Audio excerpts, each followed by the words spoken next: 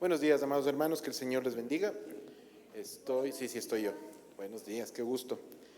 Espero que hayan tenido una semana bendecida. Y la semana bendecida no significa solamente que hayan pasado cosas que nosotros consideramos buenas, sino que hemos visto la mano de Dios, cualquiera haya sido nuestra circunstancia. Y sin duda, en los hijos de Dios, en su iglesia, esto funciona así. Quiero invitarles a que por favor abramos nuestras Biblias en el Evangelio de Lucas. Continuamos nuestro estudio de Lucas, capítulo 3. Vamos a dar lectura a los versículos comprendidos entre el 21 y 22. Dos versículos.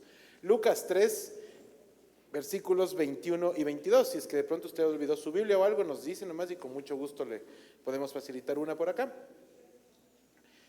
Puede juntarse con los hermanos que están a su lado. Vamos a leer juntos la preciosa palabra del Señor. En reverencia a la palabra, les invito a que por favor nos pongamos de pie. Y les invito a que me sigan por favor con la mirada. Capítulo 3 del Evangelio de Lucas, versículos 21 y 22. Aconteció que cuando todo el pueblo se bautizaba, también Jesús fue bautizado.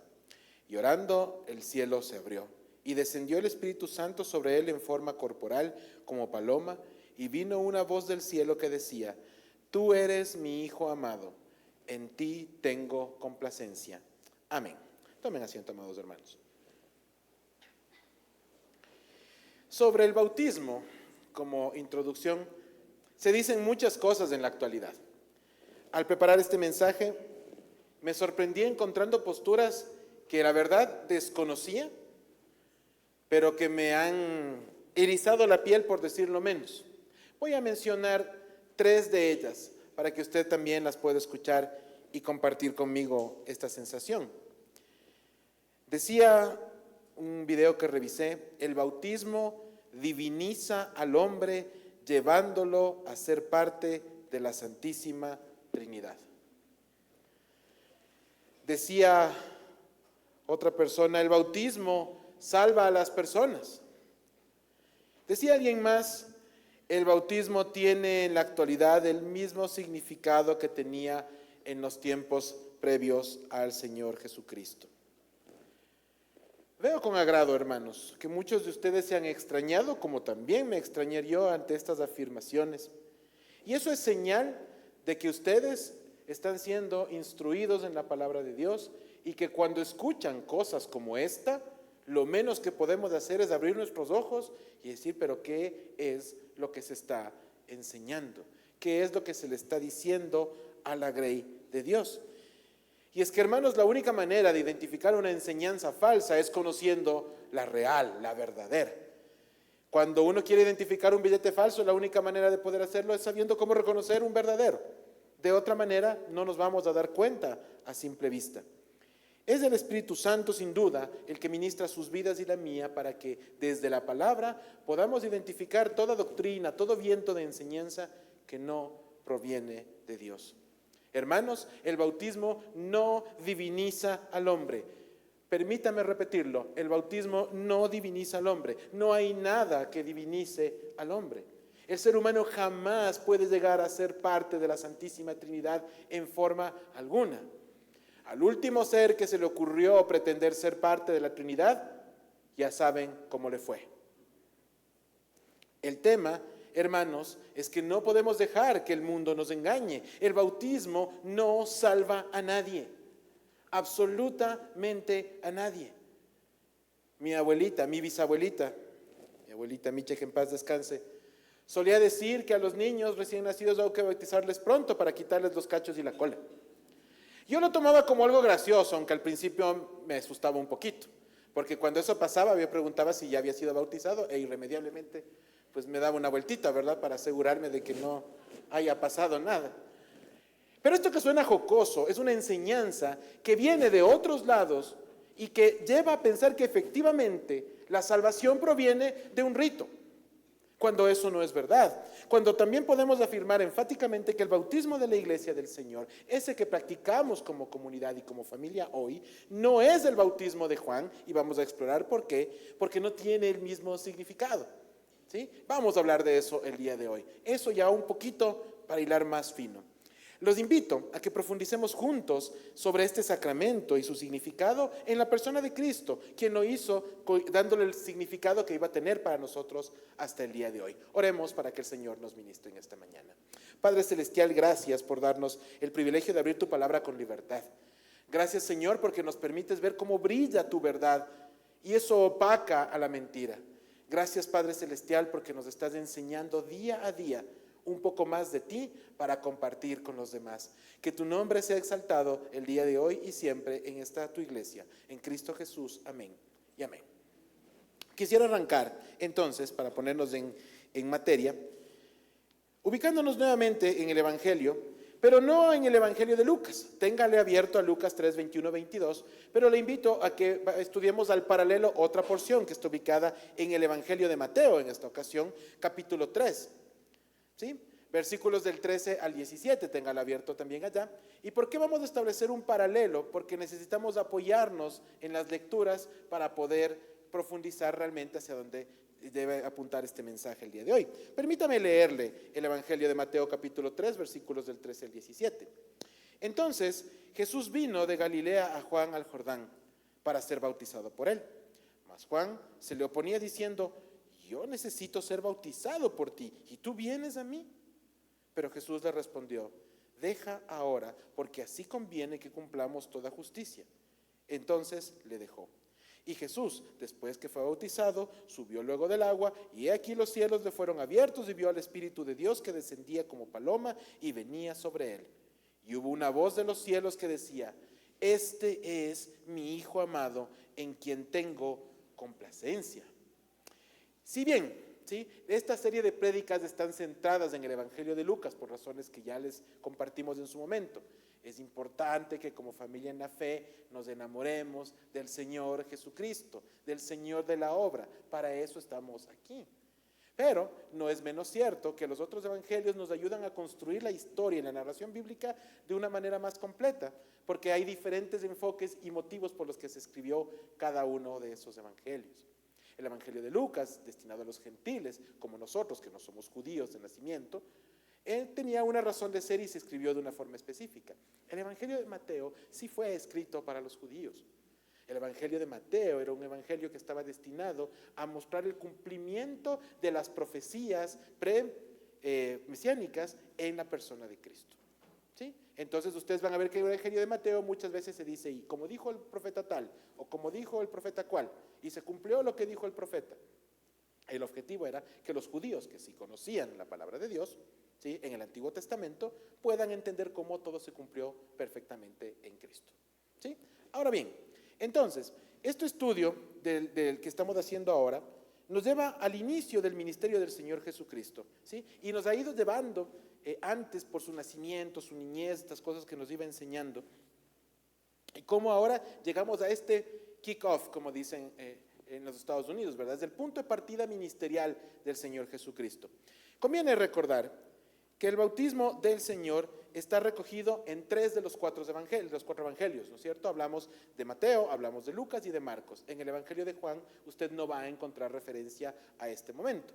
La razón es que Juan se enfoca de otra manera, ¿sí?, para mostrar que Cristo era Dios, ese es el objetivo del Evangelio de Juan, ¿sí?, y lo hace narrando desde el año 1 del ministerio del Señor Jesucristo en Jerusalén, cosa que los otros 3 evangelios no hacen. Los otros 3 evangelios arrancan su narración después del nacimiento con el ministerio en Galilea. ¿Sí? Recuerden que Jerusalén estaba al sur, en la provincia de Judá, y Galilea, la provincia de Galilea estaba al norte de lo que fue el gran Israel en algún momento del tiempo. ¿Sí? Recuerden además que, como seguramente habrán escuchado en otros momentos y hemos estudiado, en Galilea se encontraba la famosa ciudad de Capernaum, que fue el centro de operaciones del ministerio del Señor Jesucristo mientras estuvo con nosotros en la tierra. ¿Sí? Desde allá se movió absolutamente todo. Entonces, vamos a ver qué es lo que tenemos que decir al respecto de todo esto. El versículo 13 justamente nos habla de que Jesús llegaba a Galilea en Mateo 3, ¿sí? Llegaba a Galilea para ser bautizado. Ahora bien, vamos a poner un poco de contexto sobre el bautismo de Juan, porque yo sé que más de uno se debe haber preguntado, ¿Cómo es que hablamos del bautismo ahora como una señal del pacto cuando Juan ya estaba bautizando antes de que Jesús empiece el ministerio? Porque si ustedes son estudiosos, unos versículos antes, en el Evangelio de Mateo capítulo 3, van a ver que ya se nos habla de Juan bautizando y predicando el arrepentimiento, ¿verdad? Que ya lo hemos hablado, ¿sí? Entonces ya lo estaba haciendo. ¿Cómo hacen match estas dos cosas? Los judíos de aquel tiempo abrazaban y recibían a los gentiles que querían convertirse al judaísmo siempre y cuando cumplan con 3 requisitos, ¿sí? Y me voy a referir puntualmente a los varones porque hay uno que las damas no podían cumplir. Requisito número 1, tenían que manifestar públicamente y profesar la fe judía con su boca, ¿sí? Tenían que decir, yo quiero ser judío, ¿sí? Ustedes sabían que en el gran templo de Jerusalén había el atrio de los gentiles en la parte exterior, ¿no es cierto? Era justamente para esa gente que no siendo judía desde su nacimiento, llegaba a profesar la fe judía como tal, ¿sí? Requisito número 1 ese. Requisito número 2, circuncidarse. Esto era solamente para los varones, estamos claros en eso. Y el requisito número 3 era cumplir con el rito del bautismo proselitista, ¿sí?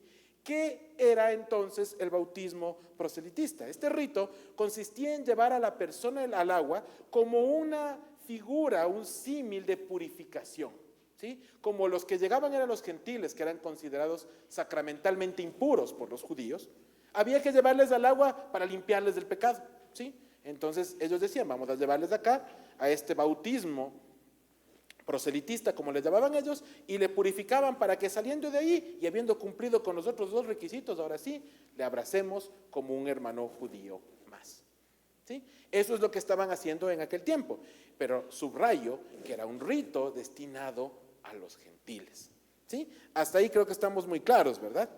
Muy bien. El tema del bautismo de Juan, en este caso, tenía un tema un poquito más complejo que eso, porque Juan nos dice, los evangelios nos hablan de Juan más bien, diciéndole a la gente, ¿a qué gente? A los judíos, arrepiéntanse y bautícense porque el reino de los cielos está cerca, o se ha acercado, o está por llegar, depende de la versión que usted tenga de la traducción bíblica. Entonces, el tema ahí se puso álgido, porque los judíos habían establecido este rito para los gentiles, y llega un Juan desde el desierto a decirle, oigan, usted que se cree puro, venga a hacer lo mismo que hacen los gentiles. Entonces, eso estremeció a más de uno, y los fundamentalistas lo rechazaron abiertamente, porque no estaban de acuerdo con esto, ¿sí? La Biblia utiliza varias herramientas o figuras gramaticales o incluso en temas de poesía para poder resaltar ideas o para poder resaltar la importancia de un texto, ¿sí? Las famosas figuras literarias, eso es lo que se me vino a la mente a mi profesor de literatura de 5º curso. El tema es que la hipérbole, que es una exageración, nos ayuda a entender una idea de una amplia mayoría, ¿verdad? Y cuando nosotros leemos justamente el versículo 13, ¿sí? Sí, el versículo 21, perdón, nos hablaba de Lucas, nos hablaba justamente de que venían todos los judíos a bautizarse. Si hablamos literalmente, la respuesta es no, no venían todos, pero la idea era indicar que eran muchos los que sí lo hacían, porque de alguna manera estaban siendo movidos a arrepentimiento por el mensaje de este rabí llamado Juan, ¿sí? Este rabí llamado Juan, que tenía un propósito en su ministerio, que era el de preparar el camino para que el Señor venga. Por eso les decía que tenían que purificarse para recibir al Mesías, que ya estaba golpeando la puerta, porque estaba por llegar. El tema es que los más fundamentalistas, los fariseos, los saduceos, los maestros de la ley, los mismos sacerdotes, rechazaban abiertamente esto porque ellos no se consideraban impuros. Por el contrario, ellos pensaban que cumplían la ley como Moisés les había mandado. Tremendo y grosso error, ¿sí? Pero ellos no lo podían ver, no lo entendían porque el Espíritu Santo no les había revelado, como hoy nos revela a nosotros, cuál es nuestra condición real. Y entonces vemos que todo el pueblo estaba llegando, mucha gente del pueblo estaba siendo bautizado, y Lucas utiliza esta figura para darle la importancia que les había mencionado. La pregunta que sigue a esto, y se cae de madura de este arbolito, es sencilla: ¿por qué Jesús tenía que bautizarse? ¿Sí? Era judío, y ni aún siendo gentil, por así definirlo, él necesitaba hacerlo, porque él no necesitaba purificarse absolutamente de nada. ¿Sí? Absolutamente de nada. Entonces, tiene lugar esta conversación entre ellos que está recogida solamente en Mateo. En Lucas no se recoge esta conversación con el Señor Jesucristo y Juan, ¿sí? En donde el versículo 14 de Mateo dice: mas Juan se le oponía, diciendo: yo necesito ser bautizado por ti, ¿y tú vienes a mí? ¿Sí? Lo que decía Juan era cierto, por supuesto que era cierto. Juan sabía quién era él. Ahora, para equiparar este asunto, ¿ustedes creen que cualquier persona llegaba al Jordán, se ponía a echarle agua a la gente y todo el mundo le hacía caso? ¿Sí? Obviamente no. ¿Por qué Juan sí tenía esta autoridad? Nuestro hermano Roberto nos decía hace unas semanas, o hace unos días, que la autoridad para poder enseñar y ser reconocido como rabí venía a los 30 años, ¿verdad? ¿Sí? Esto es cierto. Y Juan era aproximadamente 6 meses mayor en edad que el Señor Jesucristo. Por lo tanto, ya era reconocido como un maestro también. ¿Sí? Y además, pues, enseñaba varias cosas y enseñaba sobre las profecías mesiánicas, fundamentalmente aquellas relacionadas con Isaías, y eso le daba la autoridad para que el pueblo además empiece a poner atención a estos mensajes. Y entonces llega el momento en donde se encuentra con el Señor Jesucristo y llega el momento de dar cuentas, ¿verdad? Y decirle: ¿cómo vas a hacer tú esto de esta manera conmigo? Jesús obra de esta manera, asumiendo el bautismo como tal, como un testimonio de sujeción y obediencia al Padre en primer lugar, ¿sí? Y luego como un inicio, un punto de partida de este sacramento que nos iba a heredar a nosotros como señal del pacto, a lo que me voy a referir más profundamente en unos minutos. ¿Sí? Jesús quería enseñar con su ejemplo lo que teníamos que hacer, lo que Él hizo siempre. Jesús nunca nos pidió algo que no haya hecho primero por nosotros. ¿Sí? Qué bonita manera de predicar y de enseñar, ¿verdad? Él nunca les dijo: hagamos, o como yo lo hice, ustedes hagan lo mismo. Entonces no tenemos a un Jesús teórico al frente nuestro, sino a un Jesús práctico, un Jesús que enseña el Evangelio con la verdad desde sus actos. ¿Sí? Desde las cosas más sencillas, como esta, que por cierto significaba para él también humillarse, porque él no tenía ninguna razón para ser considerado impuro y pasar por ese rito, y sin embargo lo hizo. Recordemos dos cosas importantes sobre el tema de los pactos, a los que ahora sí me quiero referir porque lo he mencionado. Número 1, los pactos son unidireccionales, ¿sí? Los pactos bíblicos son entre Dios y el hombre. Dicho de otra forma, yo no pacto con Dios. ¿Y por qué es importante recalcar este juego de palabras? Porque en el mundo actual se predica y se enseña en ciertos lados que usted o yo podemos llegar a hacer pactos con Dios de alguna naturaleza. Voy a pactar con Dios para mi salud, voy a pactar con Dios para mi provisión, voy a pactar con Dios para cualquier cosa que se me ocurra. Y lo dicen y lo enseñan. Y por supuesto, ¿sí?, tratan de imponer condiciones de ese pacto, como tratar de imponerle condiciones a Dios. Cuando la verdad es que la narración bíblica nos enseña que es Dios quien pacta con el hombre. Dios pactó con Abraham, Dios pactó con Noé, ¿sí? Y Dios sigue pactando con el ser humano en la persona de Cristo. ¿Y saben por qué nosotros no podemos pactar nada con Dios? Sencillo, porque para pactar tienes que tener con qué. ¿Qué tengo yo que no le pertenezca a Dios? Dicho de otra forma, no puedo pactar con Él nada. Pero Él, en su infinita misericordia, siendo el dueño de todo y sin nada a cambio, sí pacta con nosotros. Y criterio número 2, todo pacto tenía como señal algo, un sello, algo que decía: miren, esta es la señal de que este pacto es verdadero. Y entonces nosotros vamos a pensar, por ejemplo, en el lindo arco iris, que cada vez que lo vemos nos debe recordar lo mismo que Dios dijo que le iba a recordar a él, el pacto entre él y Noé. ¿Para qué? ¿Qué pactó? Que nunca más iba a destruir a la humanidad con agua. Pero tranquilos, hay fuego. Si se trata de eso, usted no se preocupe, que siempre habrá formas, pero con agua ya no. Entonces, Dios tiene una manera particular de hablar con nosotros, ¿sí? Dios tiene una manera particular de tratarnos. Y en este caso, ¿sí?, Jesús nos dice, le dice en este momento a Juan, le responde: deja ahora, que es algo así como tranquilo, ¿sí? Estate tranquilo, porque así conviene que cumplamos con toda justicia. Y entonces le dejó que sea bautizado. Esta afirmación del Señor es una invitación a todos los creyentes a cumplir con el bautismo, para lo cual Él mismo nos dio ejemplo de obediencia, ¿sí? Yo les digo a ustedes, conviene que todos nosotros cumplamos en justicia con lo que Dios nos ha pedido. ¿Sí? Por eso nos gozamos tanto cuando tenemos la bendición de tener ceremonias de bautismos en la iglesia, porque estamos cumpliendo con lo que Dios nos pidió hacer, con lo que Jesucristo mismo instituyó. Paréntesis, recuerde usted que para ser sacramento es fundamental y no negociable que quien lo haya instituido sea el mismísimo Señor Jesucristo.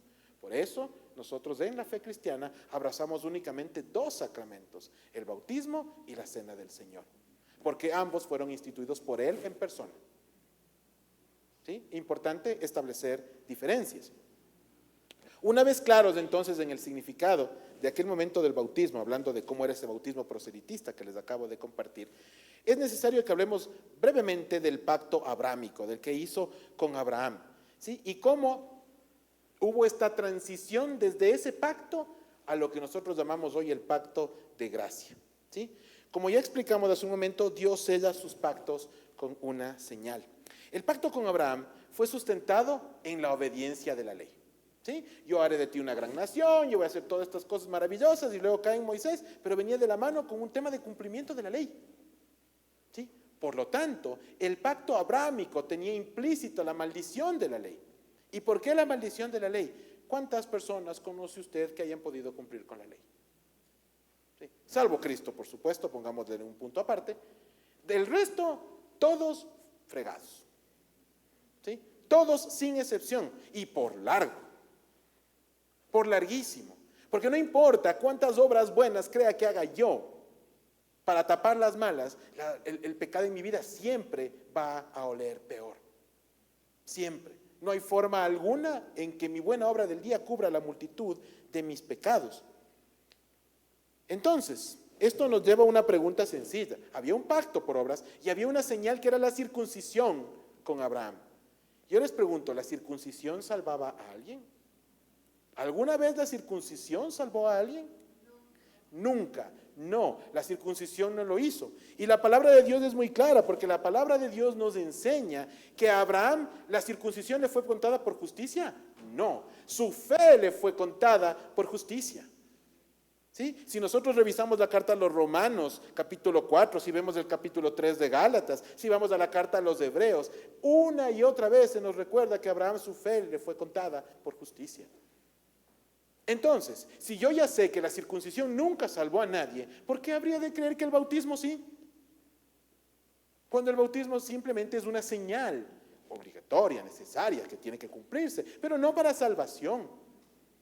Ese no es el objetivo. La salvación siempre fue un asunto de fe, en el Antiguo Testamento y en el Nuevo también. La diferencia es sencilla, porque alguna gente pregunta, y con razón, sobre todo en los primeros pasos en la fe, todos nosotros sabemos que nos salvamos por fe en Cristo, amén. ¿Cómo se salvaban los del Antiguo Testamento? En la fe, ¿de qué hablan de Abraham que se salvó? ¿Cómo fue el cuento? Y el tema se reduce a una afirmación sencilla. Siempre fue por fe. ¿Cómo? El Antiguo Testamento se habla de la fe de un Mesías que había de venir, y en el Nuevo Testamento de un Mesías que ya vino y que volverá. ¿Sí? Así de fácil, así de claro. Con eso podemos resumir una buena parte de la teología de la salvación. Debemos aclarar que la nueva señal del pacto que reemplazaba a la anterior, como el nuevo pacto también debe reemplazar a la anterior, ¿no? Si ya dejamos las obras por la gracia, y gracias a Dios por eso, no podía hacer esta transición sin mediar la persona de Cristo en el medio de todo eso. Esa transición tenía que ser completa, tenía que ser eficaz. Y no había nadie que pueda llevar eso a la práctica de no haber sido el mismo Señor Jesucristo como tal. Eso nos llevó a otro gran problema de la misma iglesia en el primer siglo. Pocos años después de que el Señor Jesucristo partió a los cielos, después de haber resucitado, ya empezaron los cismas, ¿no es cierto? Y entonces, el primer gran problema que llevó al primer gran concilio fue entre Pedro y Pablo. Cuando Pedro empezó a abanderar al movimiento judaizante del cristianismo, que les llevaba a la gente a decir, todo bien con la gracia, pero también hay que circuncidarse. ¿Sí? Y Pablo, que venía enseñando la gracia a los gentiles por todos lados, llegó a Jerusalén y se encontró con Pedro, y seguramente estuvieron muy cerca de darse más que abrazos, ¿verdad? Entiendo que la contienda fue muy fuerte. ¿Sí? ¿Por qué? Porque Pablo le dijo, oye, estás mal, ¿de dónde te sacas eso? Y la razón de Pablo era muy sencilla. Si ya sabemos que la circuncisión no salvaba a nadie y que era la señal de un pacto que tenía implícita la maldición del pecado en el medio, ¿para qué quiero yo circuncidarme? ¿Sí? ¿Qué sentido tendría? ¿Para qué voy a emular o hacer alusión a un pacto que Dios mismo pone a un lado para reemplazarlo por un pacto de gracia que, por cierto, nos conviene a todos?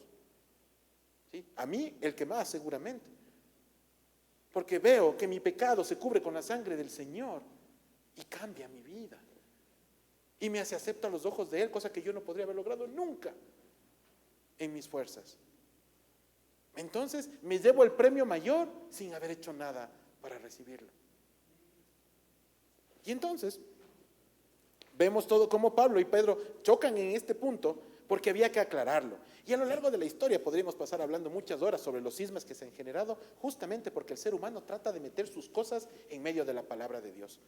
La palabra de Dios, hermano, se defiende sola. Sí, usted tranquilo, la palabra de Dios está aquí. Usted la abre y nos habla, y Dios nos habla y nos trata clarito. El problema está cuando los seres humanos queremos meter costumbres, cosas ahí en el medio, y cuando Dios no nos ha enseñado absolutamente nada de eso. Cuando escribe Pablo la carta a los Efesios, en el tradicional versículo, lema de esta iglesia, capítulo 2, versículo 8 y 9, les dice a los hermanos de Éfeso: porque por gracia sois salvos por medio de la fe, y esto no de vosotros, pues es don de Dios, y no por obras, para que nadie se gloríe. La circuncisión era una obra, el bautismo es una obra, ¿sí? Y ninguna de esas, ni todas las demás juntas, salvan a nadie. Solo Cristo salva. Gracias a Dios por su gracia. Y en el caso del Señor, su bautismo trajo a renglón seguido un evento único e irrepetible en esta narración, habiendo dejado claro el rito y el sacramento. El bautismo del Señor Jesucristo fue así, ¿no es cierto? Como lo vimos bíblicamente, y en el versículo 22 de Lucas dice: y descendió el Espíritu Santo sobre él en forma corporal como paloma, y vino una voz del cielo que decía: tú eres mi Hijo amado, y en ti tengo complacencia. El Evangelio de Mateo lo narra así, versículos 16 y 17 del capítulo 3. Y Jesús, después que fue bautizado, subió luego del agua, y he aquí los cielos le fueron abiertos, y vio el Espíritu de Dios que descendía como paloma y venía sobre él. Y hubo una voz de los cielos que decía: este es mi Hijo amado, en quien tengo complacencia. En este momento, hermanos, en ese momento del tiempo y en esa narración, estábamos siendo testigos del cumplimiento de profecías mesiánicas. Libro del profeta Isaías, puede anotarlo, lo puede revisar en casa, voy a dar lectura brevemente aquí en honor al tiempo. Capítulo 42, versículo 1 de Isaías. He aquí mi siervo, yo le sostendré, mi escogido, en quien mi alma tiene contentamiento. He puesto sobre él mi espíritu, él traerá justicia a las naciones. La profecía mencionada se puede considerar además como una profecía de aquellas que tienen doble cumplimiento, ¿sí? Porque no solo se cumplió en el momento del bautismo del Señor Jesucristo, oyendo la voz del Padre decirle que es su Hijo y que en Él tiene complacencia. Vamos otra vez al Nuevo Testamento, capítulo 17 del Evangelio de Mateo. Ahora sí les puse a correr. Versículos 5 y 6, regresamos para el otro lado. Mientras él aún hablaba, una nube de luz los cubrió. Y he aquí una voz desde la nube, estamos hablando de la transfiguración, ¿no? Para contexto, que decía: este es mi Hijo amado, en quien tengo complacencia, a él oíd. Al oír esto, los discípulos se postraron sobre sus rostros y tuvieron gran temor. ¿Se acuerdan cuando Jesús se transfigura y aparecen Elías y Moisés y conversan con él? Después de eso viene la nube y se escucha el mismo mensaje que escuchamos en el bautismo, mismo mensaje que fue profetizado 500 y pico años antes por el profeta Isaías. ¿Sí? Cumplimiento, profecías de doble cumplimiento. Hay algunas que tienen doble cumplimiento en la Biblia. Algún día podemos estudiar eso con más detenimiento, es muy, muy chévere en realidad. Y entender cómo Dios obra es fantástico. Como si hicieran falta más aclaraciones, Dios Padre vuelve a afirmar que Cristo es su Hijo y se complace en Él, que lo acepta y que lo recibe como sacrificio único y suficiente para poder salvarnos.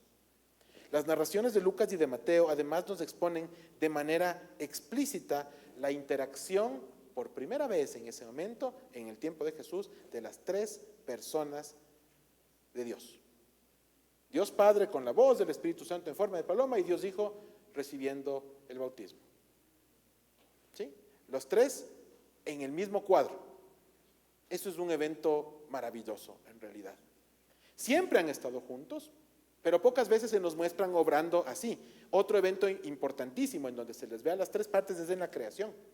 ¿Sí? Cuando Juan narra la creación emulando al Génesis 1, nos dice: en el principio era el verbo, y el verbo era con Dios, y el verbo era Dios.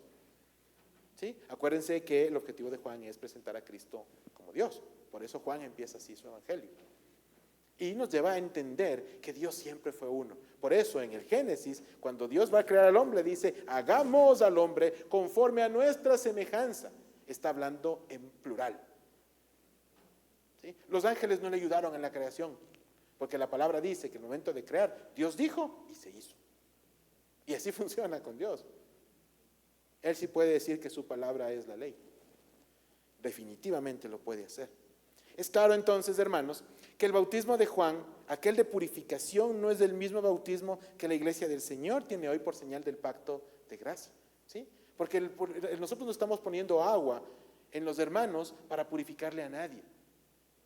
¿Sí? Porque no necesitamos nosotros eso, la sangre de Cristo es la que nos cubre. La salvación llega a la vida de cada uno de nosotros porque, habiendo sido escogidos al principio, no podemos resistir el llamado de Dios.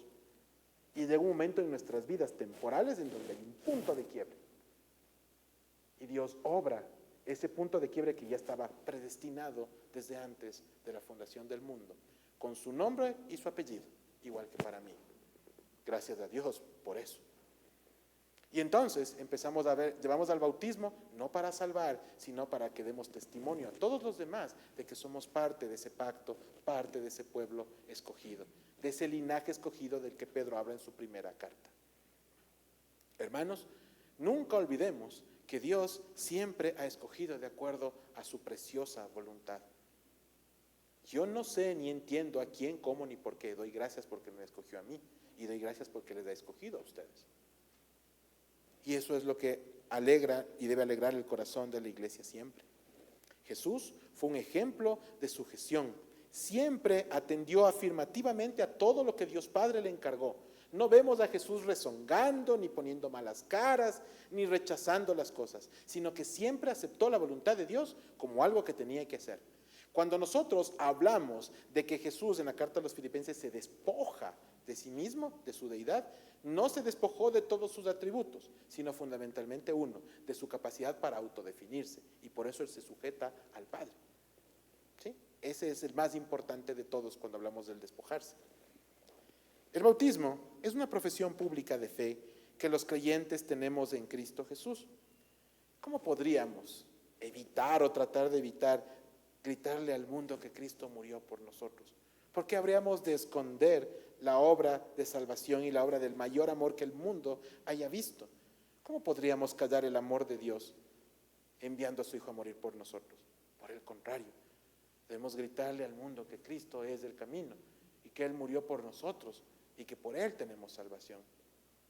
Eso es el bautismo, decirle al mundo: ay, aquí estoy, por Él y para Él.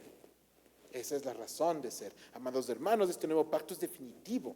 No hay nada más que esperar, no hay nadie más a quien esperar, porque la segunda venida de Cristo ya no va a ser para lo mismo.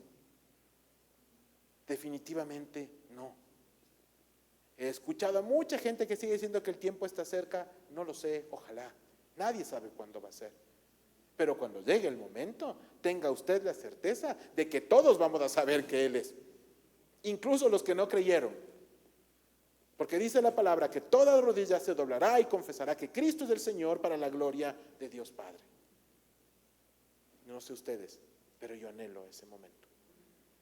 El capítulo 4, versículos 11 y 2 del libro de los Hechos dice: este Jesús es la piedra reprobada por vosotros los edificadores, la cual ha venido a ser cabeza de ángulo. Y en ningún otro hay salvación, porque no hay otro nombre dado en el cielo a los hombres en que podamos ser salvos.